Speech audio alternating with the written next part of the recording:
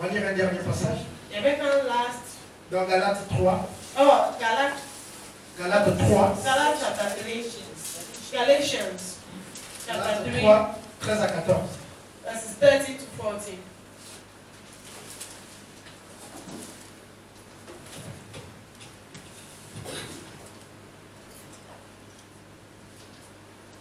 Galates chapitre 3, verset 13 à 14. Christ nous a rachetés de la malédiction de la loi, étant devenu malédiction pour nous, car il est écrit, maudit est quiconque est pendu au bois, afin que la bénédiction d'Abraham pour les païens, son accomplissement en Jésus-Christ, et que nous ressuscitions par la foi l'Esprit qui avait été pour nous.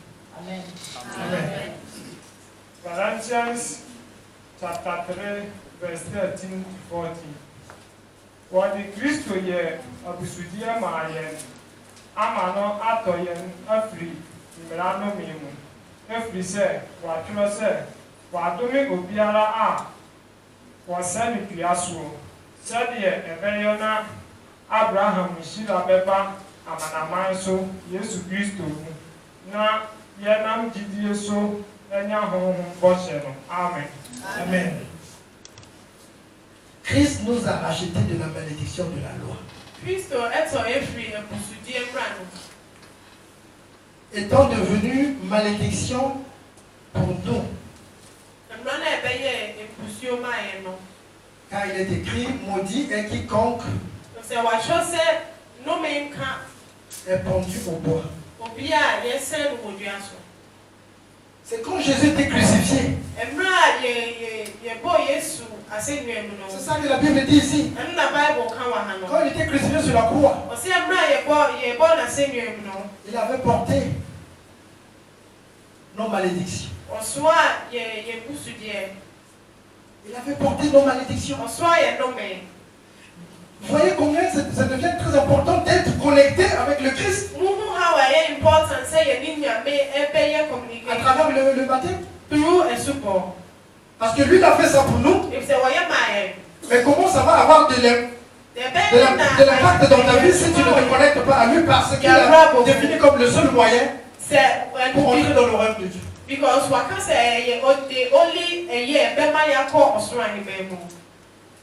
Il nous a racheté de la malédiction. Cette malédiction qui devait être la tienne. Il a pris ça sur lui. Il était devenu maudit, comme on dit, parce qu'il était pendu au bois. Donc en acceptant d'être crucifié comme ça, c'était pour nous racheter de la malédiction. Mais en nous rachetant de la malédiction, est-ce que c'était tout? Non, la Bible dit, afin que la bénédiction d'Abraham eût pour les païens son accomplissement en Jésus-Christ. Donc il nous délivre de la malédiction, mais en nous donnant la bénédiction d'Abraham. Donc lorsque tu ne suis pas le procédé qu'il a mis en place, c'est-à-dire se faire baptiser, que tu sois, si tu es pas avec lui, c'est ce que tu rates. Tu n'es pas délivré de la malédiction et tu ne reçois pas la bénédiction d'Abraham. Alors, on va pas lire parce que c'est le passage, je vous prie de prendre note. Parce que la Bible, quand la Bible parle ici, nous a racheté de la malédiction de la loi. Ça veut dire quoi, cette malédiction de la loi? Cette malédiction de la loi existe. Elle est bien explicite dans la Bible. C'est dans le livre de Deutéronome 28. Prenez note s'il vous plaît. On va pas lire ça. Deutéronome 28. 15 à 45. C'est beaucoup, voilà pourquoi on va pas lire ça. Deutéronome 28, 15 Deuteronomy 28, 15 à 45. to 45.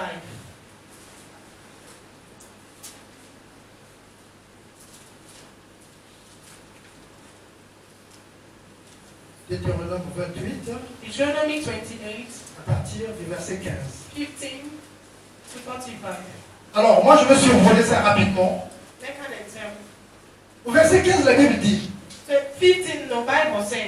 si tu n'obéis point à la voix de l'Éternel, ton Dieu, si tu n'observes pas et ne mets pas en pratique tous ces commandements et toutes ces lois que je te prescris aujourd'hui,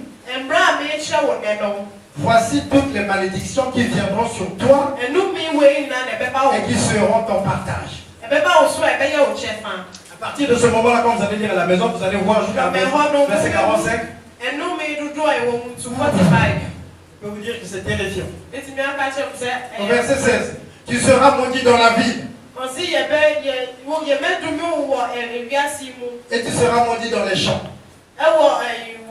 Ta corbeille et ta huche seront maudites.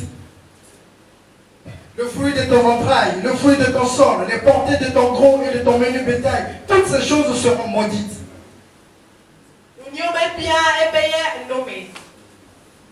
Au verset 27, l'Éternel te frappera de l'ulcère d'Égypte, l'hémorroïde, les gales, tout ça, machin. Il dit, tout ça sera ton partage. Donc, vous pouvez lire ça à la maison pour que vous puissiez voir un peu de quoi le Christ nous a délivré. Au verset 30, tu auras une fiancée et un autre homme couchera avec elle. Tu bâtiras une maison et tu ne l'habiteras pas. Tu planteras une vigne et tu n'en jouiras pas. Mais si vous prêtez attention, est-ce que toutes ces malédictions que nous sommes en train de lire ici n'existent pas autour de nous? Est-ce que ça n'existe pas dans nos familles? Eh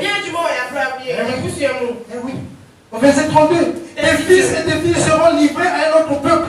Les yeux le verront et languiront tous les jours après eux, et ta main sera sans force. Il y en a beaucoup. Il y en a beaucoup. Verset 38, tu transporteras sur ton champ beaucoup de semences et tu feras une faible récolte, car les sauterelles la dévoreront.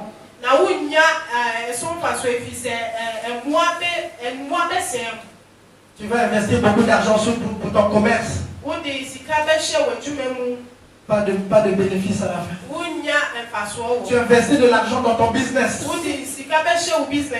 Pas de bénéfice à la fin. Malédiction de la loi. Allez-y lire ça à la maison. Deutéronome 28, 15 à 45. Au verset 44. Il parle ici de l'étranger qui sera à tes côtés.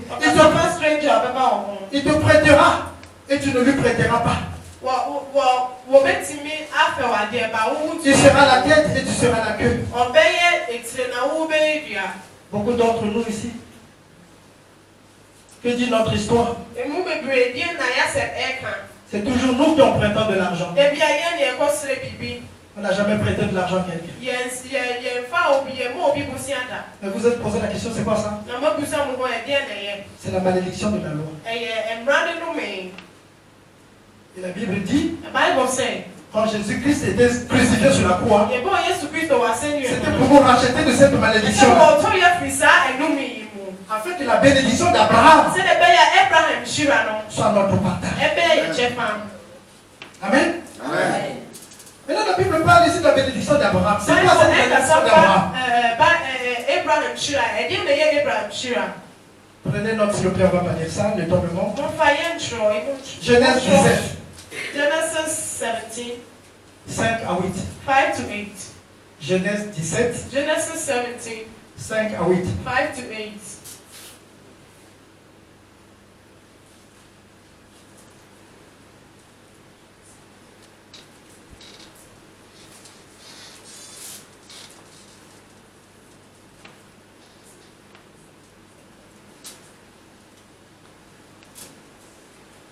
Genèse 17, 5 à 8. Ici, c'est Dieu qui parle à Abraham. On ne t'appellera plus Abraham. Mais ton nom sera Abraham. Car je te rends père d'une multitude de nations. Je te rendrai fécond à l'infini. Je ferai de toi des nations Member